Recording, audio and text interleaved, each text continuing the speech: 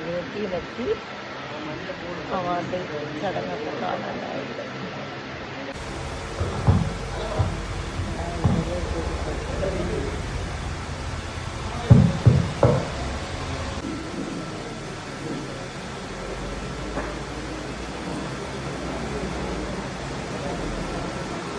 ഇന്ന് ഈ ചടങ്ങിൽ ആശംസകൾ അർപ്പിക്കാനെത്തിയ എൻ്റെ പ്രണാമം. മാത്രമല്ല ഇന്ത്യയുടെ എല്ലാ സംസ്ഥാനങ്ങളിലും യൂണിയൻ ലൈബ്രറിയിലുമായിട്ടാണ് ഈ പ്രോഗ്രാം നടത്തിവരുന്നത്.